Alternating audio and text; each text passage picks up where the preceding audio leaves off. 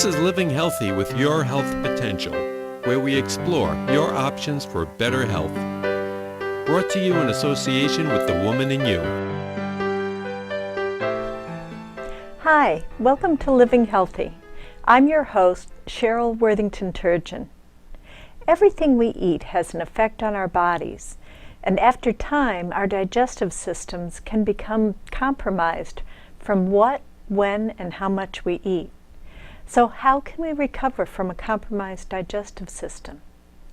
Today we'll be talking to author and lecturer John Kozinski about what can contribute to a weakened digestive system and what we can do to recover our health.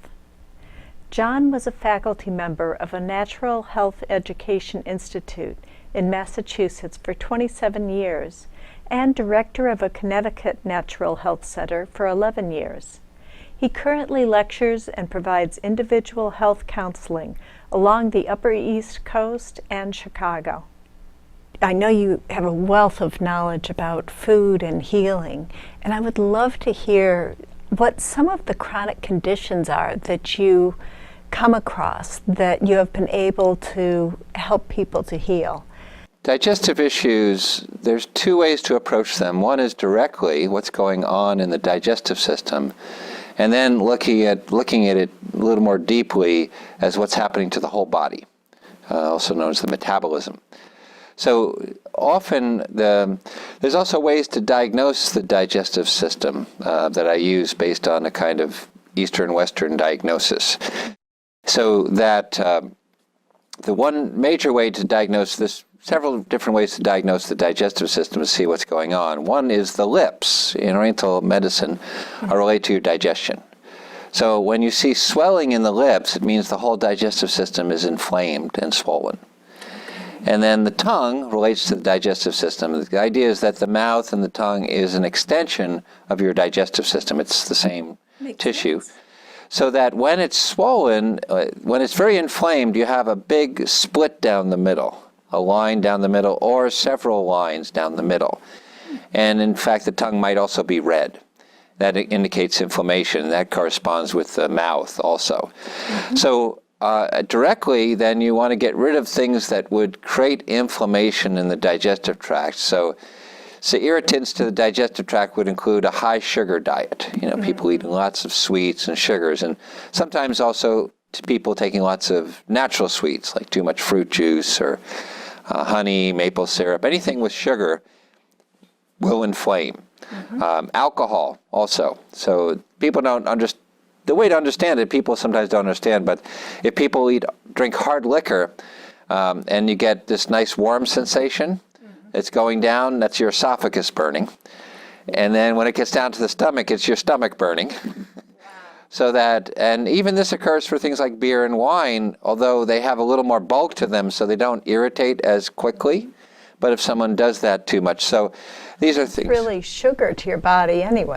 It's sugar, it's concentrated sugar, and a little extra because of that alcohol has this irritating effect. Mm-hmm. Also, people who eat, for instance, lots of raw foods will find that it can irritate the stomach and irritate the intestines, more the intestines because of the fiber in there.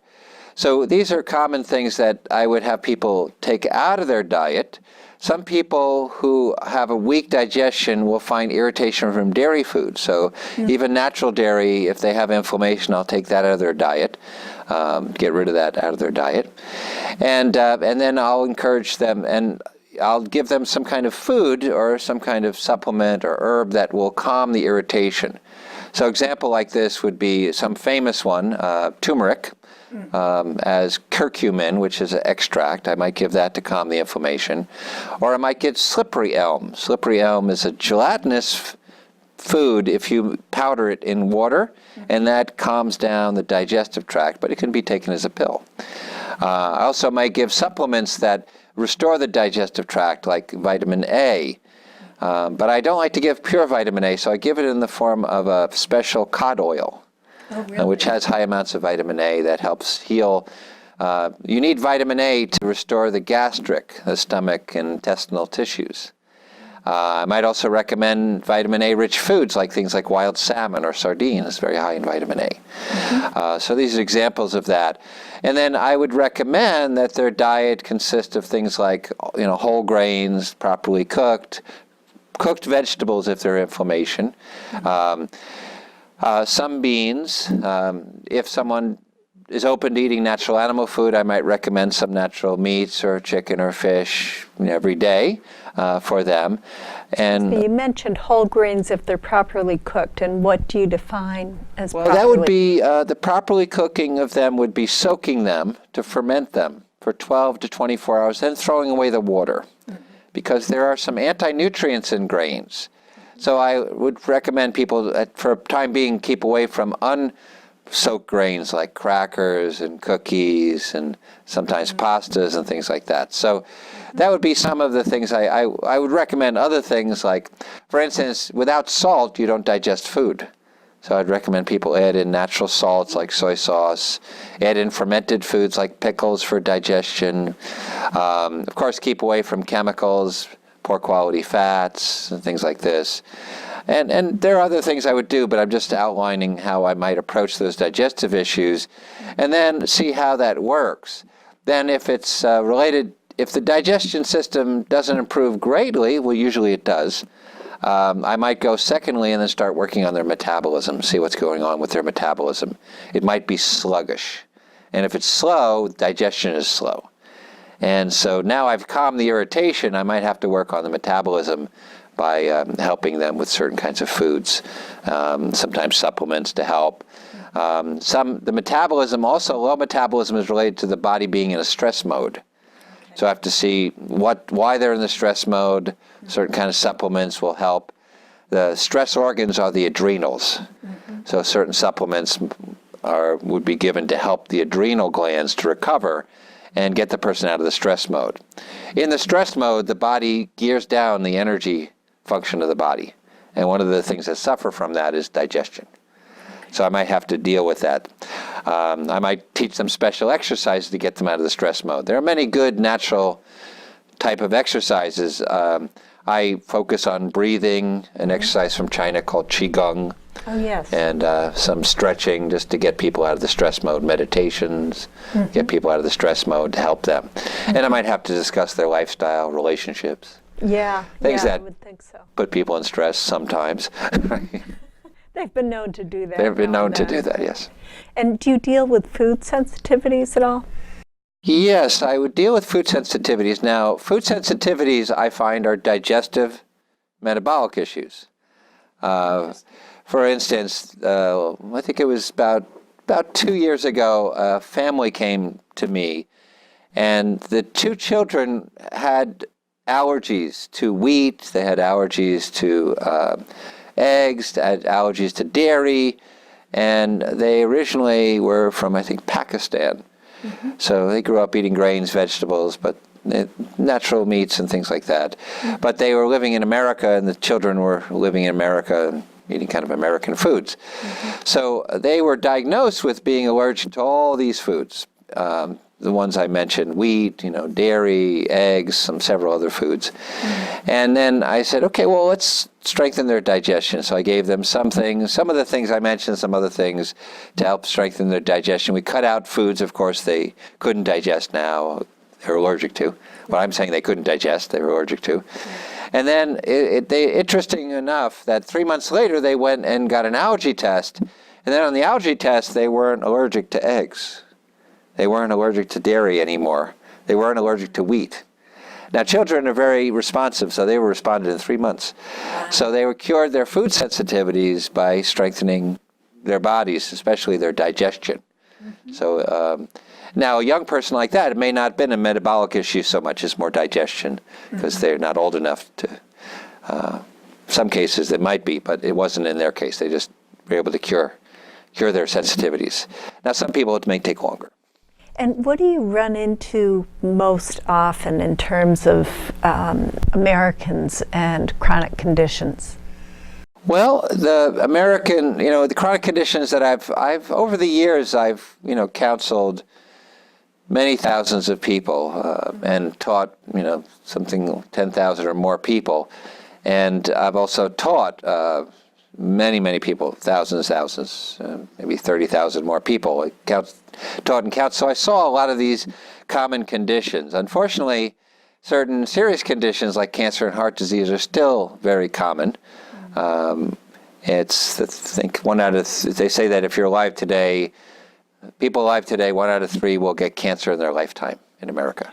So, and still about 50% of the population, a little bit less, dies of heart disease, related to heart disease.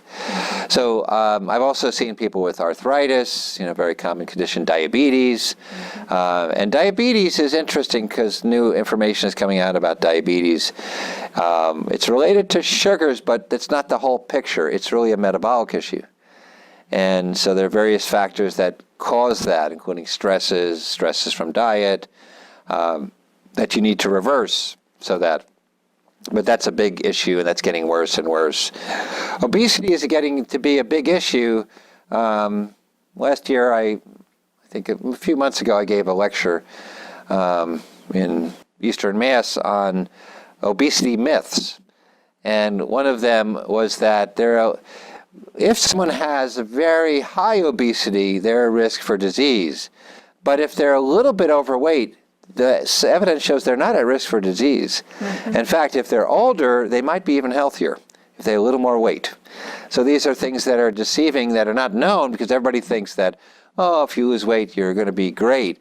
But it turns out the evidence suggests a little bit differently. As people get older, the people who are under the standard weight, they are more prone to disease than people who are over the standard weight. So yeah, it's really interesting because there's a lot of information there. And basically, obesity, yes, it's related to calories, but there's 2 interesting things about calories and obesity. One is that if people undereat calories and they have weight, they don't lose weight. So if they severely undereat, they stay, they wreck their metabolism.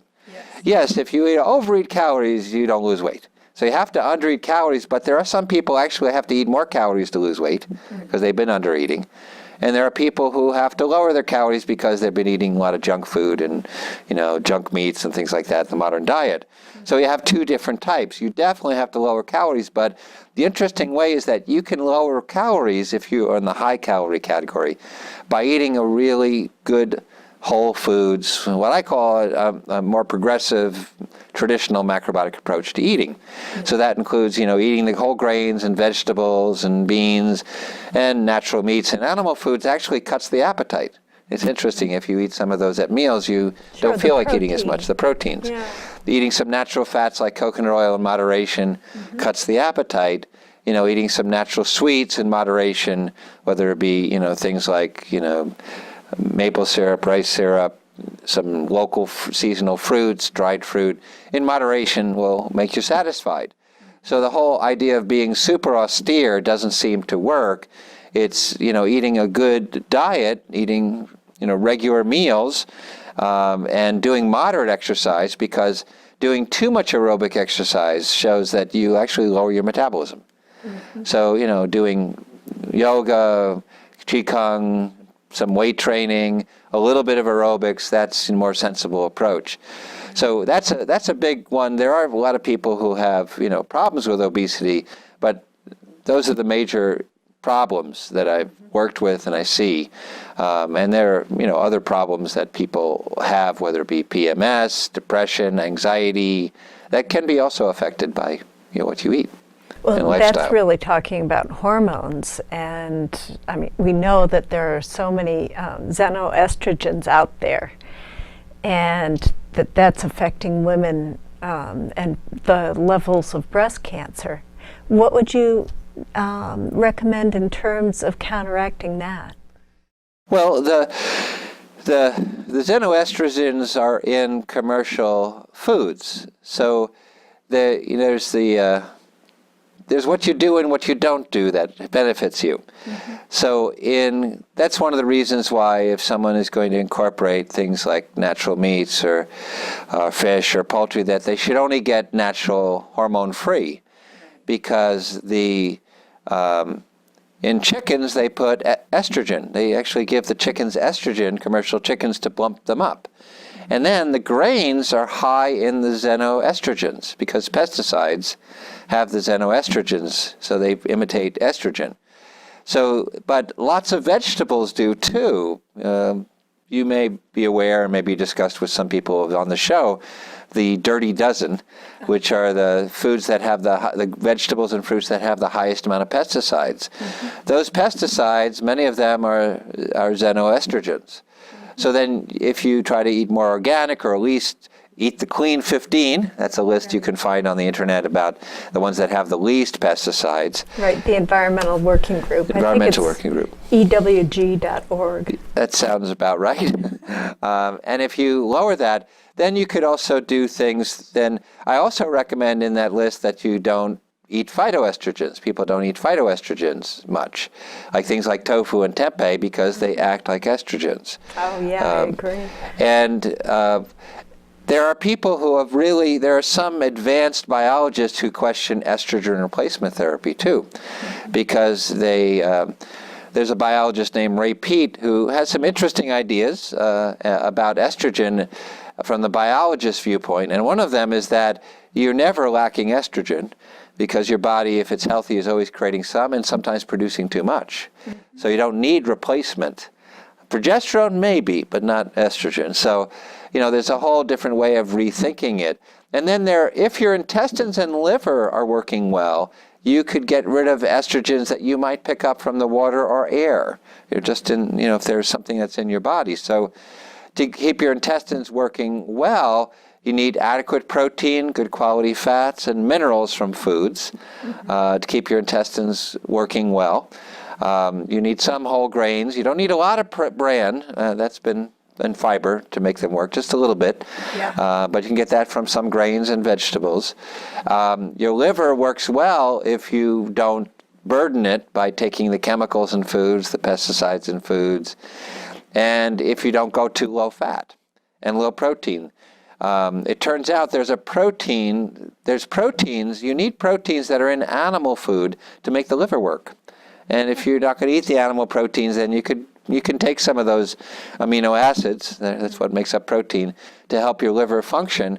But it does function better with that. And you need a certain amount of natural fats to also keep your liver functioning, because then your liver will produce bile, and the bile will be released when you eat fat from the gallbladder. And that helps you get out the things from the intestines.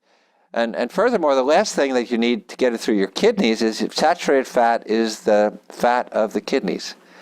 So either whether it be from animal food, saturated fat from natural meat or butter, or from vegetable fat like coconut or palm oil, for people who want to be vegetarian oriented, you need some saturated fat for your kidney to function. So it gets rid of the... Of course, there's the brain too, right? Well, that's the brain. You need the saturated fat for the brain. Your brain is 60% fat, but we need fat, and without fat, basically, the brain starts to shrink a bit. And you need fat to produce neurohormones, which is the brain chemicals. And on my website, it's called Health and Behavior. That's the name of the free CD. And I go into and explain how the brain chemicals are made from fat, and they're made from proteins. Certain brain chemicals are made from fats, some are made from protein and fats. And those brain chemicals is what makes us feel well. The interesting thing about brain chemicals is you could change your attitude and you change your brain chemicals. Right. But you change your diet, you change your brain chemicals too. So you could approach it from the level of consciousness to try to avoid, disturbing emotions, or let them pass through, and then your brain changes. And you can also fuel it by food and lifestyle. For instance, just to give an example, there's a brain chemical, a whole bunch of brain chemicals called the catecholamines. And the main one is dopamine. They're affectionately known as the cats.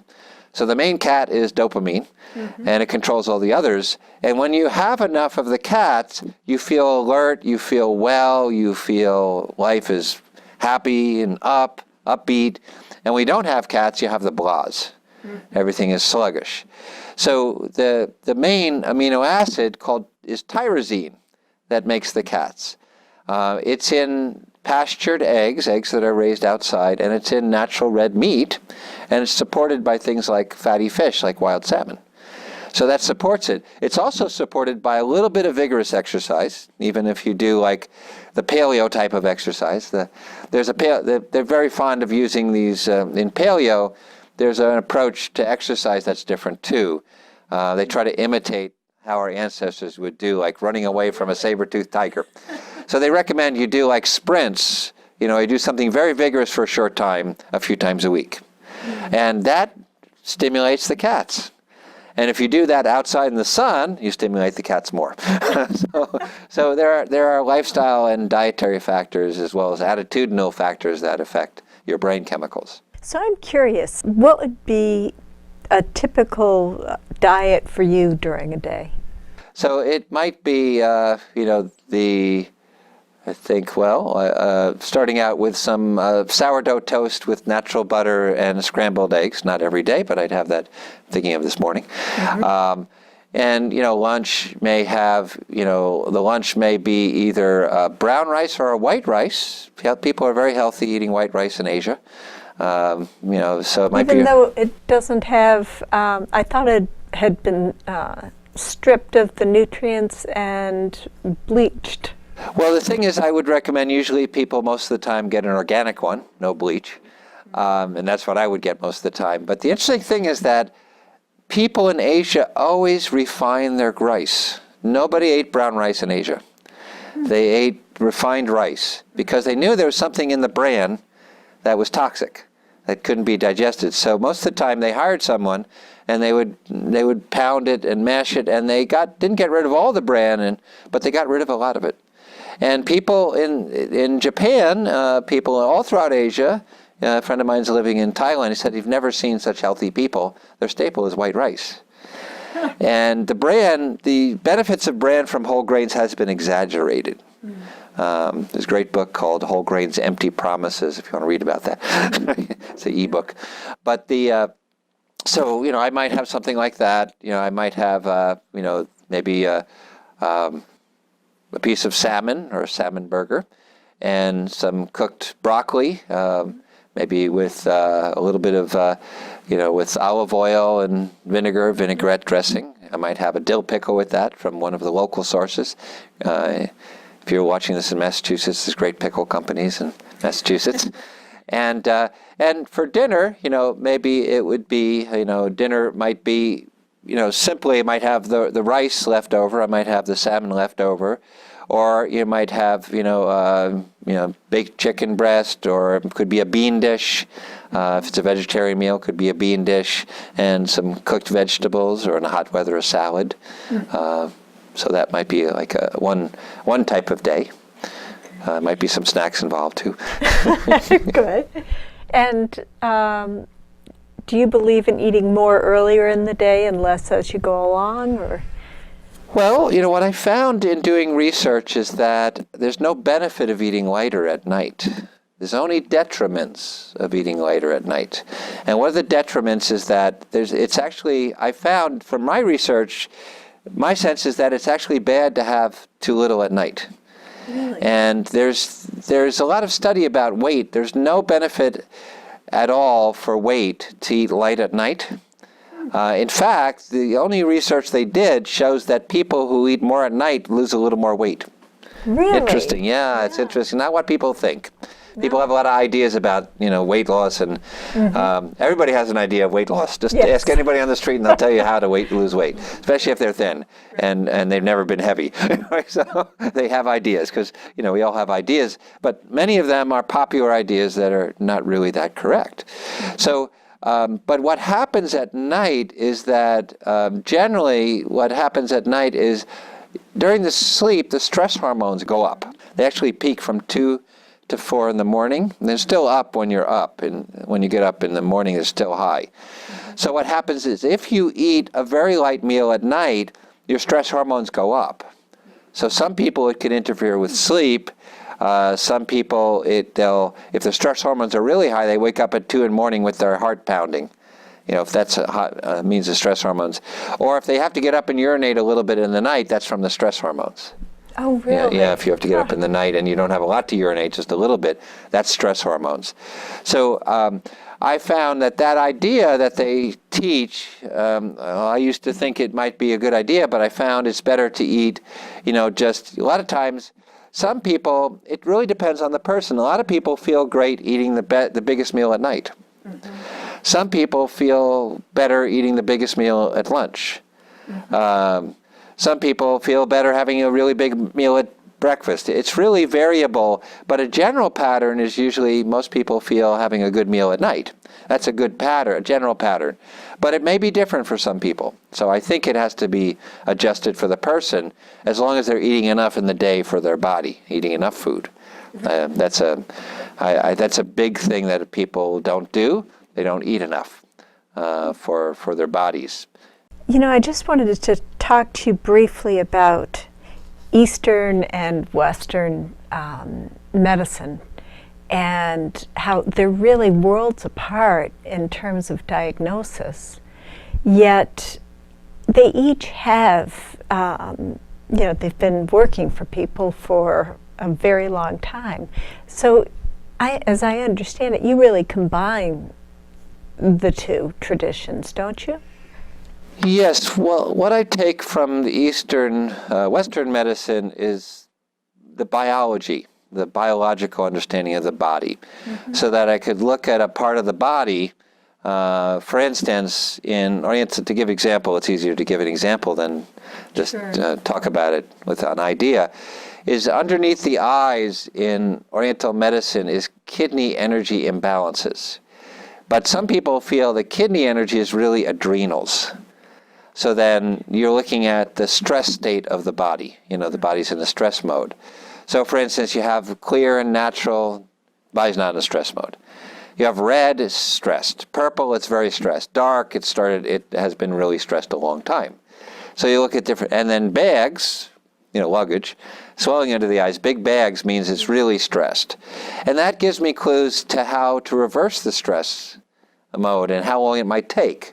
So for instance, if someone has big bags, if they're 95, they've been around a long time, they may not totally recover that, but if they're 60, yeah, they could recover that. And how much, if they're 40, they recovered even more, 30, they recovered more, usually don't see the bags, but they might have the swelling at 30. That's the beginning of that. And so that gives me a clue.